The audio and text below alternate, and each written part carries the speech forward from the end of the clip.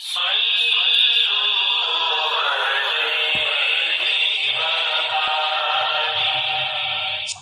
بخاری حدیث نمبر 51۔ ہرقل شاہ روم نے ابو سفیان سے کہا، میں نے تم سے پوچھا تھا کہ اس رسول کے ماننے والے بڑھ رہے ہیں یا گھٹ رہے ہیں؟ تو نے جواب میں بتلایا کہ وہ بڑھ رہے ہیں۔ ٹھیک ہے، ایمان کا یہی حال رہتا ہے یہاں تک کہ وہ پورا ہو جائے۔ اور میں نے تجھ سے پوچھا تھا کہ کوئی اس کے دین میں آ کر پھر اس کو برا جان کر پھر جاتا ہے؟ تو نے کہا نہیں۔ اور ایمان کا یہی حال ہے، جب اس کی خوشی دل میں سما جاتی ہے تو پھر اس کو کوئی برا نہیں سمجھ سکتا۔ صحیح بخاری حدیث نمبر 52۔ حضور اکرم صلی اللہ علیہ وسلم فرماتے تھے، حلال کھلا ہوا ہے اور حرام بھی کھلا ہوا ہے، اور ان دونوں کے درمیان بعض چیزیں شبہ کی ہیں جن کو بہت لوگ نہیں جانتے کہ حلال ہیں یا حرام۔ پھر جو کوئی شبہ کی چیزوں سے بھی بچ گیا اس نے اپنے دین اور عزت کو بچا لیا، اور جو کوئی ان شبہ کی چیزوں میں پڑ گیا اس کی مثال اس چرواہے کی ہے جو شاہی محفوظ چراگاہ کے آس پاس اپنے جانوروں کو چرائے۔ وہ قریب ہے کہ کبھی اس چراگاہ کے اندر گھس جائے اور شاہی مجرم فرار پائے۔ سن لو، ہر بادشاہ کی ایک چراگاہ ہوتی ہے، اللہ کی چراگاہ اس کی زمین پر حرام چیزیں ہیں، بس ان سے بچو۔ اور سن لو، بدن میں ایک گوشت کا ٹکڑا ہے، جب وہ درست ہوگا سارا بدن درست ہوگا، اور جہاں بگڑا سارا بدن بگڑ گیا۔ سن لو، وہ ٹکڑا آدمی کا دل ہے۔ صحیح بخاری حدیث نمبر 53۔ عبد القیس کا وفد جب حضرت صلی اللہ علیہ وسلم کے پاس آیا تو آپ نے پوچھا کہ یہ کون سی قوم کے لوگ ہیں یا یہ وفد کہاں کا ہے؟ انہوں نے کہا کہ ربیعہ خاندان کے لوگ ہیں۔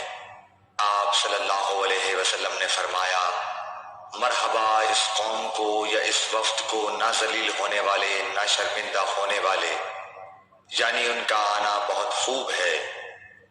وہ کہنے لگے، اے اللہ کے رسول صلی اللہ علیہ وسلم، ہم آپ کی خدمت میں صرف ان حرمت والے مہینوں میں آ سکتے ہیں، کیونکہ ہمارے اور آپ کے درمیان مضر کے کافروں کا قبیلہ آباد ہے۔ بس آپ ہم کو ایک ایسی قطعی بات بتلا دیجئے جس کی خبر ہم اپنے پچھلے لوگوں کو بھی کر دیں جو یہاں نہیں آئے، اور اس پر عمل درآمد کر کے ہم جنت میں داخل ہو جائیں۔ اور انہوں نے آپ سے اپنے برتنوں کے بارے میں بھی پوچھا۔ آپ صلی اللہ علیہ وسلم نے ان کو 4 باتوں کا حکم اور 4 قسم کے برتنوں کو استعمال میں لانے سے منع فرمایا۔ ان کو حکم دیا کہ ایک اکیلے خدا پر ایمان لاؤ۔ پھر آپ صلی اللہ علیہ وسلم نے پوچھا کہ جانتے ہو ایک اکیلے اللہ پر ایمان لانے کا مطلب کیا ہے؟ انہوں نے کہا کہ اللہ اور اس کے رسول ہی کو معلوم ہے۔ آپ نے فرمایا کہ اس بات کی گواہی دینا کہ اللہ کے سوا کوئی معبود نہیں، اور یہ حضرت محمد صلی اللہ علیہ وسلم اس کے سچے رسول ہیں، اور نماز قائم کرنا اور زکوٰۃ ادا کرنا اور رمضان کے روزے رکھنا، اور مال غنیمت سے جو ملے اس کا 5واں حصہ مسلمانوں کے بیت المال میں داخل کرنا، اور 4 برتنوں کے استعمال سے آپ صلی اللہ علیہ وسلم نے ان کو منع فرمایا، سبز لاکھی مرتبان سے اور کدو کے بنائے ہوئے برتن سے، لکڑی کے کھودے ہوئے برتن سے اور روغنی برتن سے، اور فرمایا کہ ان باتوں کو حفظ کر لو اور ان لوگوں کو بھی بتلا دینا جو تم سے پیچھے ہیں اور یہاں نہیں آئے ہیں۔ صحیح بخاری حدیث نمبر 54۔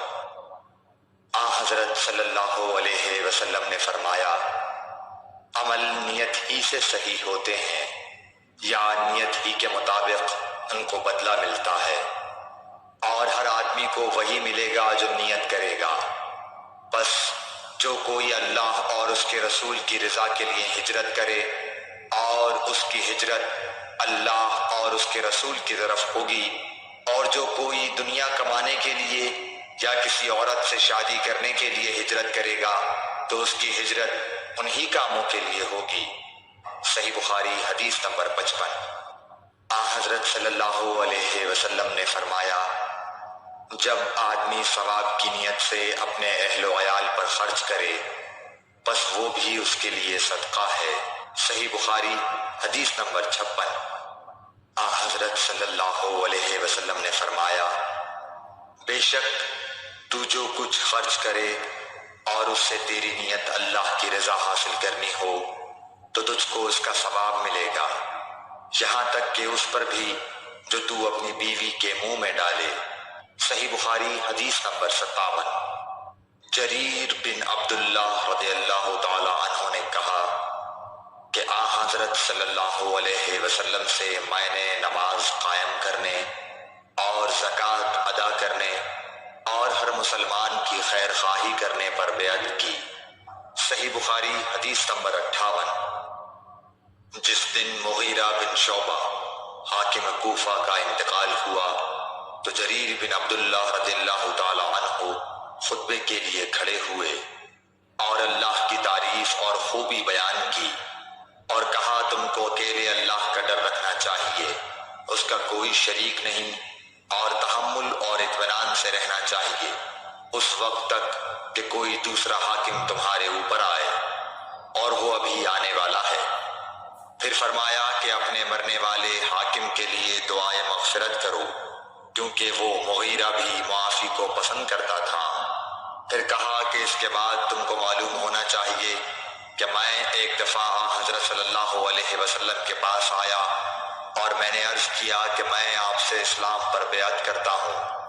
آپ نے مجھ سے ہر مسلمان کی خیر خواہی کے لیے شرط کی، بس میں نے اس شرط پر آپ سے بیعت کر لی۔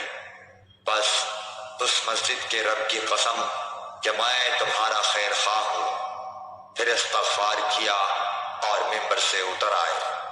صحیح بخاری حدیث نمبر 59۔ ایک بار حضرت صلی اللہ علیہ وسلم لوگوں میں بیٹھے ہوئے ان سے باتیں کر رہے تھے، اتنے میں ایک دیہاتی آپ کے پاس آیا اور پوچھنے لگا کہ قیامت کب آئے گی۔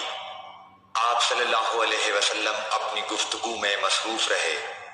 بعض لوگ جو مجلس میں تھے کہنے لگے، آپ صلی اللہ علیہ وسلم نے دیہاتی کی بات سنی لیکن پسند نہیں کی، اور بعض کہنے لگے کہ نہیں بلکہ آپ نے اس کی بات سنی ہی نہیں۔ جب آپ اپنی باتیں پوری کر چکے تو میں سمجھتا ہوں کہ آپ صلی اللہ علیہ وسلم نے یوں فرمایا، وہ قیامت کے بارے میں پوچھنے والا کہاں گیا؟ اس دیہاتی نے کہا، حضور میں موجود ہوں۔ آپ نے فرمایا کہ جب امانت ایمانداری دنیا سے اٹھ جائے تو قیامت قائم ہونے کا انتظار کر۔ اس نے کہا، ایمانداری اٹھنے کا کیا مطلب ہے؟ آپ صلی اللہ علیہ وسلم نے فرمایا کہ جب حکومت کے کاروبار نالائق لوگوں کو سونپ دیے جائیں تو قیامت کا انتظار کر۔ صحیح بخاری حدیث نمبر 60۔ عبداللہ بن عمرو نے کہا کہ ایک سفر میں جو ہم نے کیا تھا حضرت صلی اللہ علیہ وسلم ہم سے پیچھے رہ گئے اور آپ صلی اللہ علیہ وسلم ہم سے اس وقت ملے جب عصر کی نماز کا وقت آن پہنچا تھا۔ ہم جلدی جلدی وضو کر رہے تھے، بس پاؤں کو خوب دھونے کے بدل ہم یوں ہی سا دھو رہے تھے۔ یہ حال دیکھ کر آپ صلی اللہ علیہ وسلم نے بلند آواز سے پکارا، دیکھو ایڑیوں کی خرابی دوزخ سے ہونے والی ہے۔ 2 یا 3 بار آپ صلی اللہ علیہ وسلم نے یوں ہی بلند آواز سے فرمایا۔ Thanks for watching. Don't forget to like, comment, share and subscribe to